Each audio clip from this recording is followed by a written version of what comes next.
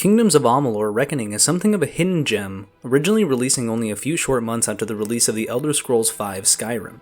With many story and gameplay similarities to such a game, it's no surprise it was vastly overshadowed by what many consider to be one of the greatest games ever made. Regardless of the subpar sales of Reckoning, it still managed to receive a total of 3 DLC add-ons as well as a remaster aptly titled Kingdoms of Amalur: Re-Reckoning. One of the add-ons was titled Teeth of Naros, and the primary inhabitants of the titular Teeth of Naros are the focus of today's video.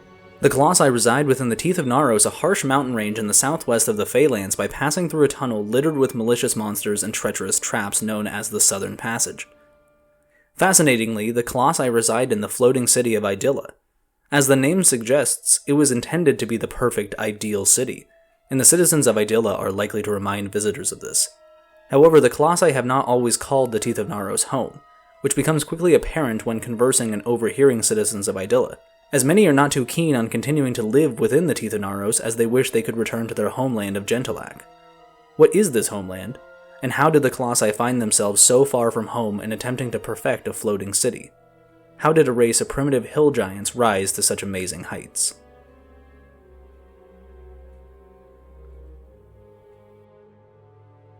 During the epoch of the Middle Kingdoms, a clan of hill giants known as the Mairu underwent a profound metamorphosis, anchoring their cultural identity in unwavering devotion to the goddess Athene. Ascending to leadership within the Oranos, the alliance of giant races in the realm of Gentillag, the Mairu underwent a radical renaissance, emerging anew as the Kollossae, esteemed heirs to the legacy of the Titans. The surge of magic coursing through the veins of Amalur wrought profound changes upon the Kollossae during the Age of Arcana. While their brethren among the Giantkin, such as the Jotun and the Etten, grappled with newfound magical prowess, the Kollossae discovered themselves to be a particularly potent conduit of arcane power. They attributed this blessing to the divine favor of Athene, believing it to set them apart, indeed elevated them above their kin. In their conviction, they found the wisdom and strength to master the enigmatic arts of magic.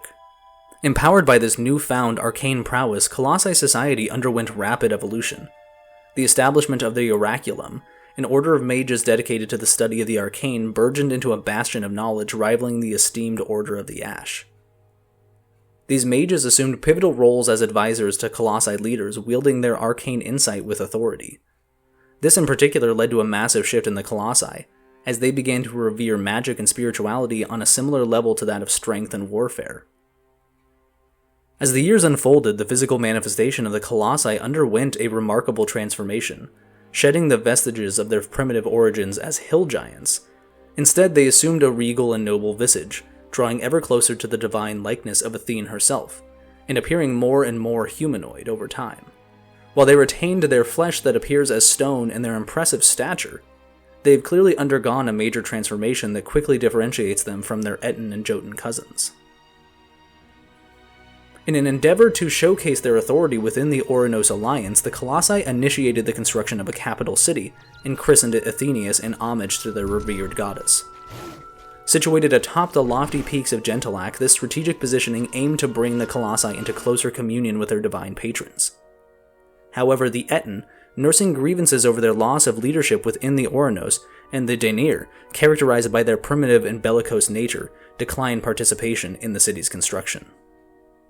Undertaken through collaborative efforts of the Kollossae and their Jotun allies, the monumental task of erecting the city was a testament to their collective determination, completing the first fortifications in 1171 BE. The city stood as a testament to the Kolossai's mastery and governance, a symbol of their ascendancy following their successful wresting of control over the Oranos region from their Etten kin. However, the Etten harbored a grudge that cast a shadow over this alliance. Motivated by aspirations to reform the Oranos into a cohesive kingdom or empire of sorts conducive to fostering trade and diplomacy with neighboring races, the Kollossae envisioned Athenius as the illustrious capital of this burgeoning realm. Yet, not all embraced the notion of diplomacy as progress.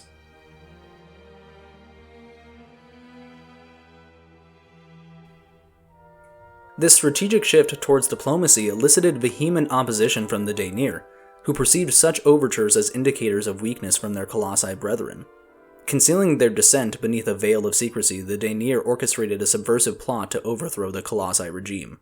Exploiting simmering discontent, they deftly garnered the support of their Etten counterparts who harbored fervent aspirations to reclaim control of the Oranos from the Colossae. Recognizing the formidable defenses of Athenius, the Daenir and Eton pragmatically acknowledged the necessity of amassing a formidable force to mount a successful assault.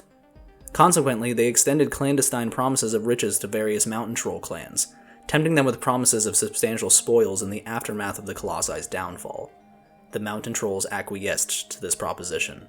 Amidst the harvest season of 1131 BE, the meticulously orchestrated coup d'état against the Kollossae regime was set into motion. Swift and decisive, the Daenir and their allies forced the Kollossae and their Jotun allies to retreat within the confines of Athenius.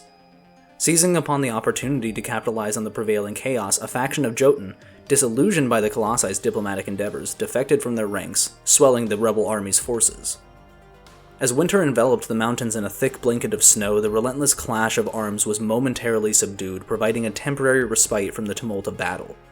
Yet, amidst the frigid silence, the looming specter of future conflict cast a pall over the besieged city. As the vernal equinox heralded the imminent departure of winter's icy grip, the Colossae priests, in a solemn communion with their divine matron Athene, embarked upon a series of sacred rituals. With fervent supplications, they beseeched the goddess for divine intervention, seeking guidance to navigate the tempestuous currents of war. In a transcendent revelation, Athene graced the assembled clergy with her divine presence, bestowing upon the head priest a vision of profound significance. Amidst the ethereal tapestry of his mind's eye, he beheld a distant land, its jagged peaks rising skyward like colossal teeth, a beacon of hope and salvation amidst the encroaching darkness of conflict. This vision, laden with divine portent, kindled a spark of resolute determination within the hearts of the faithful, as they rallied to heed the call of destiny. As the thawing snow heralded the resumption of open conflict, the earth beneath the advancing rebel forces split open, a seismic shift that forever changed the fate of the Colossae people. Interpreted by the Colossae priests as a divine gift bestowed by Athene herself, this cataclysmic event served as an opportunity for escape. However, cognizant of the stark reality that not all would find sanctuary amidst the escape, a valiant cadre of volunteers emerged, primarily composed of steadfast Jotun warriors, driven by an indomitable resolve and a fervent disdain for the prospect of retreat. These intrepid souls willingly offered themselves as sacrificial lambs, etching their names into the annals of legend. These brave warriors are known by the Colossae as the Stand of the Blessed, and vilified by the rebel forces as the Craven's Folly. Their valorous sacrifice would resonate through the ages, immortalized in the echoes of history. Despite the gallant efforts of these stalwart defenders, the relentless tide of rebellion proved inexorable, laying waste to those left behind in a tempest of blood and anguish. With grim resolve, the rebel forces, intoxicated by the heady euphoria of victory, descended upon the city of Athenius, its once proud ramparts now crumbling beneath the weight of conquest. In a decisive departure from the expectations of the Daenir and their allies, the giants and Jotun, rather than persisting in the throes of war, embarked upon a daring exodus from their besieged city. Converging upon the harbors where the mighty vessels of the Ouranos lay anchored, they resolved to heed the beckoning call of destiny and embark upon a perilous journey to the fabled land unveiled in the high priest's vision. In the wake of their departure, the rebels laid waste to Athenius, reinstating Eton dominion over the fractured remnants of the Ouranos. Abandoning the Colossai's aspirations of diplomacy, they reverted to the primordial instincts of raiding and pillaging neighboring realms. Guided by divine inspiration, the priests of Athene led their faithful across the baleful sea to the uncharted lands of Altharia. Amidst the rugged terrain of the Teeth of Naros, they discovered a shrine adorned with imagery of a magnificent floating city, an omen of their destiny. Resolute in their fate, the Colossae embarked on a transformative odyssey, culminating in the establishment of the illustrious floating city of Idylla, a testament to their enduring legacy as one of the great kingdoms of Amalur.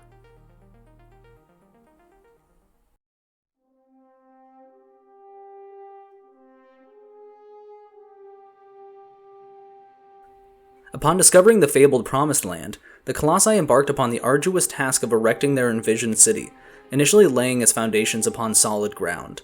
To materialize their ambitious vision, they diligently mined stone from the Warren's quarry, commencing a painstaking endeavor that would come to define their collective dedication.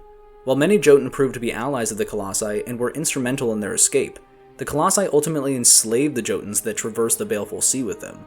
Similar to the construction of Athenius, the Colossae used others to construct their city. However, the existence of Jotun slaves and the secret council only become relevant after the supposed death of Primos Arches. As the Colossi are giants, the hammers used by them and their Jotun slaves are of an impressive size, and the remnants of their labors can be seen in the warrens when the Beckoned arrives.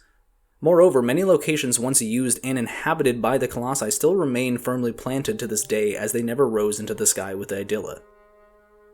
For years, the Colossi fervently pursued avenues of research and experimentation, striving to unlock the enigmatic secrets of arcane manipulation that would raise their city aloft.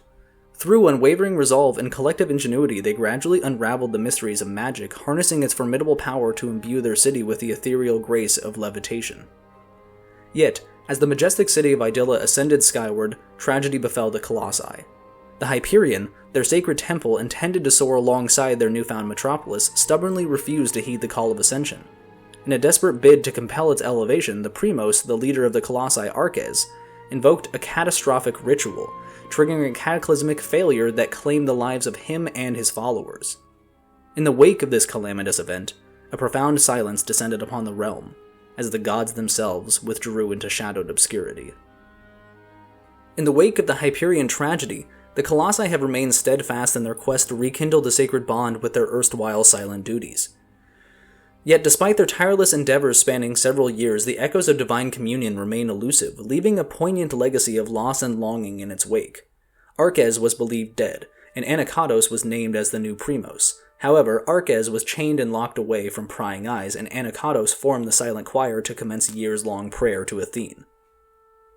The Colossi and Idylla stagnate under the leadership of Anakatos, as no word is spoken of attempting to raise the Hyperion, and Anakatos seemingly prays alongside the silent choir, waiting to hear from their patron deity. While Anakatos appeared to be benevolent upon the surface, dark secrets were harbored within Nixeros, the obscured respite of the silent choir within the Teeth of Naros, where Arches was imprisoned. Some even say that the silent choir was not silent by choice, but as a result of their tongues being cut out by Anakatos. Needless to say, many became disenfranchised with the leadership of Idylla, and the prospects of Athene ever communing with the Colossi again. They began to worry they had been abandoned, that they had forsaken Athene, forcing her to turn her back upon her once beloved disciples.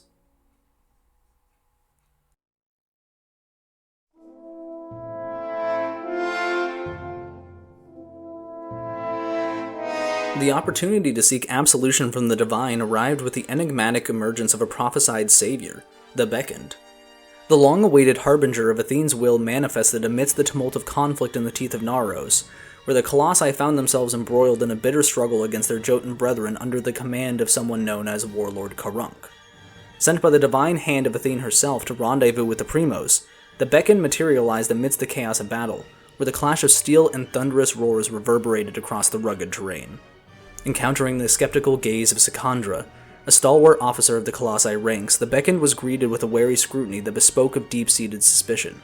Tasked with an ostensibly perilous mission to vanquish the Jotun warlord and thereby demonstrate unwavering allegiance to the Colossi cause, the prophesied hero embarked upon a seemingly insurmountable quest that brimmed with uncertainty. Secandra pledged to grant the Beckoned entrance to Idylla if they were to be successful in defeating Karunk, to which the Beckoned did with ease. However, prior to arriving in Idylla, the Beckoned had to make a choice to either slaughter the remaining wild Jotun or spare them. To this day, it is uncertain if the Beckoned chose to save or decimate the Jotun population.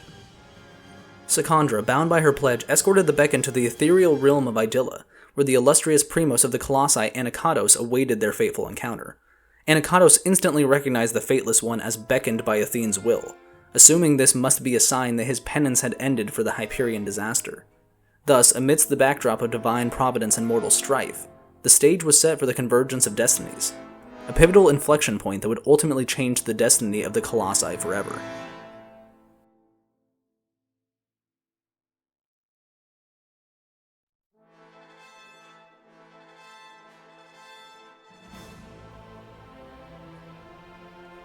The advent of Athene's Chosen heralded a profound moment of reckoning for Anakatos, who recognized in the Beckoned the instrument of divine providence, summoned to rectify the errors of his predecessor, Arches. In order to execute the pivotal ritual of absolution, the Beckoned embarked on a quest to forge the indispensable artifact, the Wreath of Absolution.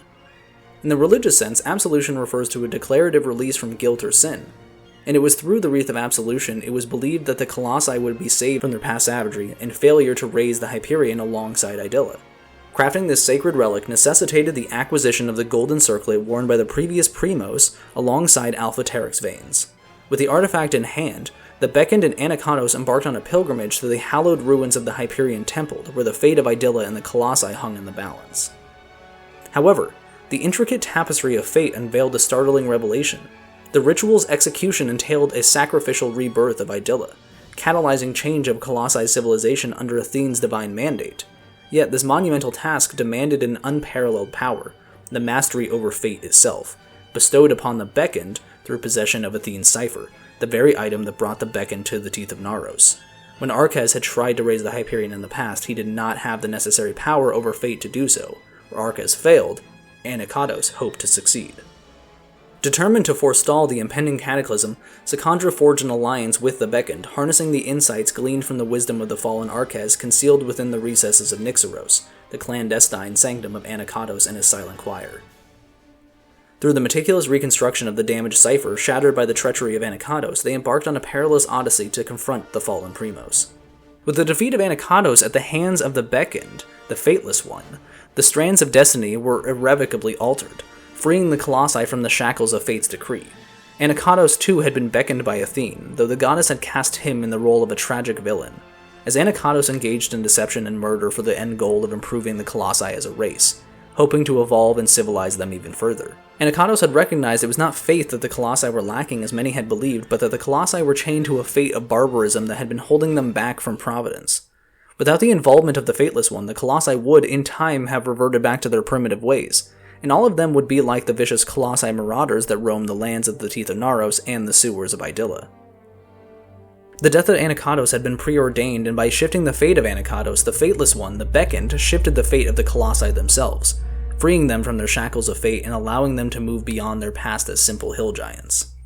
As a sign that fate has been shifted, the Hyperion rose as a consequence to the death of Anacatos. For years, the Colossi had prayed and longed for a way to atone for failing to raise the Hyperion when first raising the city. The day that Anacatos and many others perished, the Hyperion finally arose, elevating until it was situated in the concourse of Idylla. The city that had been built as a monument to Athene and intended to be the most gorgeous city in all of Amalur was finally complete. It was a sight to behold. The city of Idylla had already been an impressive floating monument to the gods, yet it was clearly incomplete without the Hyperion at its center. The citizens of Idylla were ecstatic, particularly those that had kept their faith in Athene and the Beckoned, as their prayers had finally been answered after years of silence from their beloved goddess. Entrusting the mantle of Primos to Secondra, Athene ordained a new era of autonomy and self-determination for her chosen people, their collective destiny now unbound by the dictates of divine intervention. Athene had succeeded in freeing her people from their fate similar to that of the Eton and Jotun. While they retained their strength and size, they were no longer tied to celestial determinism. The Colossi did not need absolution, they needed liberty. While in the Teeth of Naros, the Beckoned managed to assist a great deal of Idylla inhabitants, earning great favor with the Colossi. The Beckoned aided in clearing out the Idylla sewers, participated in Colossi debates, and assisted citizens in collecting ancient Colossi artifacts. These, along with the eventual raising of the Hyperion, would be recorded by an intrepid adventurer by the name of Helic Cross, who recounts the tales in his Naros Chronicles. From hunting Teryx eggs to changing the fate of the Colossi, the Beckoned left an indelible mark on the Teeth of Naros and the Colossi people. No longer were they chained to fate.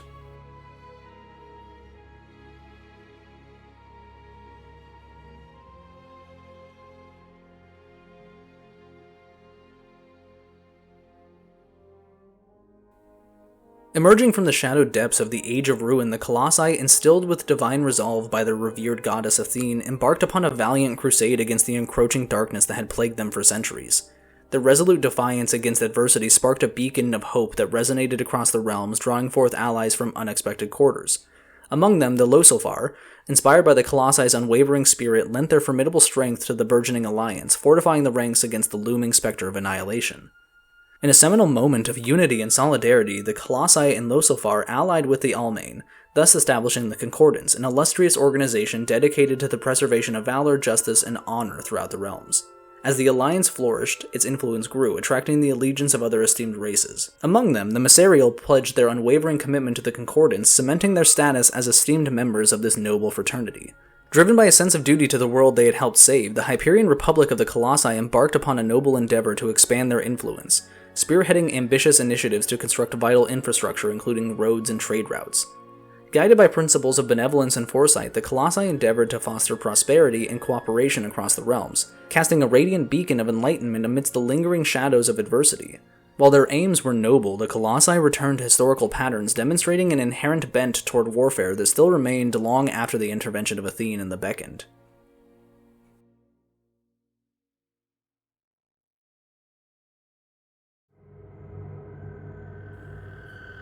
As tranquility enveloped the world during the Age of Enlightenment, the formidable influence wielded by the Colossi remained unchallenged, casting its shadow across the vast expanse of Amalur.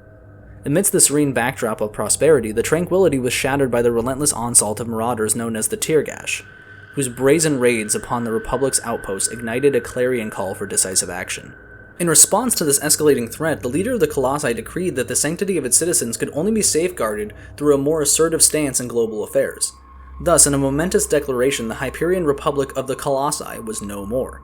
In its stead, the Empire of Hyperia emerged as a bastion of strength and unity, poised to confront the encroaching tide of chaos with unyielding resolve.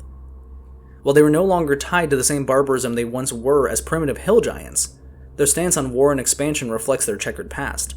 They once fought to move beyond such squabbles, and yet history repeats itself nonetheless. Expanding their dominion beyond the confines of Concordia, the Colossi asserted their hegemony over vast swaths of Adelia, christening the region Phoebus and Fortinmar, which they renamed Atlasis. The establishment of regional capitals in these newly acquired territories served as a tangible testament to the burgeoning might of the Hyperion Empire, solidifying their grip upon the lands they now claimed as their own. At the zenith of its ascendancy, the Empire of Hyperia stood as political and military colossus, its dominion unassailable and its influence far-reaching. Yet as the sands of time ebbed ever onward, the once mighty empire found itself ensnared in the insidious grip of decline, plagued by a succession of feeble and avaricious emperors whose actions sowed the seeds of discord and discontent within the empire's hallowed halls.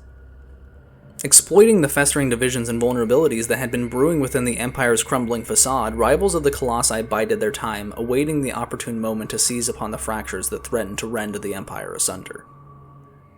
With precision and cunning born of patient calculation, they orchestrated a devastating assault, a cataclysmic onslaught that would ultimately serve as the harbinger of the Empire's inevitable demise. In the wake of the devastating blow, the surviving remnants of the Colossi, their once proud empire now not but a fading memory, retreated to the sanctum of Idylla. Left in the wake of their retreat by a harrowing void, a gaping vacuum of power that beckoned to be filled by the ambitious machinations of a new order poised to ascend amidst the chaos and upheaval. Thus, amidst the ruins of a fallen empire, the stage was set for emergence of a new alliance, an alliance that would come to shape the destiny of the world in ways unforeseen. In their quest to fortify their dominion over the empire, the Colossi faced a daunting challenge, establishing regional capitals imbued with the ethereal splendor that epitomized the grandeur of Idylla. However, the Colossi found themselves confronted with a formidable obstacle, as they lacked the requisite means and arcane wisdom to replicate the intricate magic that sustained their capital aloft in the heavens above. In a stroke of providence, aid arrived from an unexpected quarter, the Dokalfar, renowned wielders of ancient magic and custodians of arcane secrets, offering a boon in the form of copious amounts of prismir, the mystical substance imbued with potent magical properties. The Dokalfar empowered the Colossi to unlock the full potential of their arcane prowess. With their newfound reservoir of magic amplified to staggering proportions, the Colossi embarked upon a feat of unparalleled ingenuity and ambition. Harnessing the boundless energy of prismir, they imbued their regional capitals with the enchanting allure of the heavens, elevating these majestic citadels to dizzying heights that rivaled even the lofty grandeur of Idylla itself. Thus, amidst the swirling currents of magic and ingenuity, the Colossi's dominion soared ever higher, a testament to their indomitable spirit and unwavering resolve.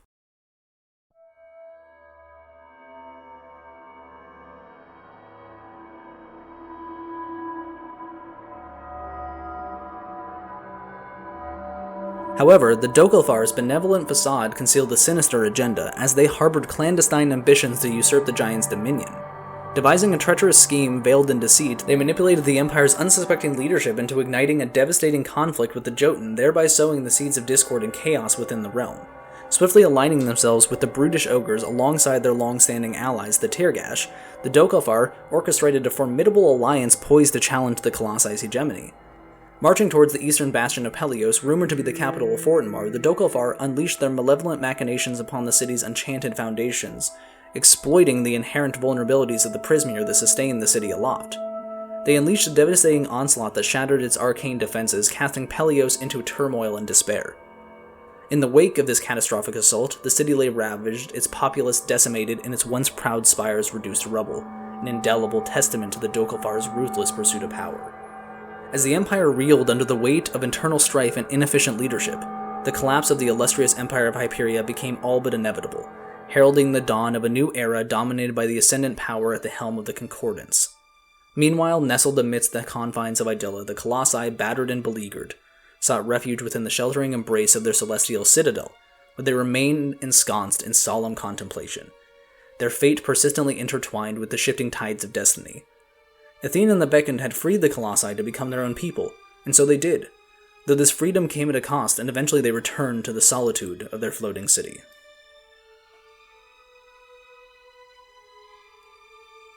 If you enjoyed this video and are interested in seeing more about Kingdoms of Amalur Reckoning, go ahead and drop a like and subscribe to the channel if you are so inclined. I plan to explore much more of the Colossi and this world, and I hope you join me for the journey. Until next time, I've been Noctugal. Peace out.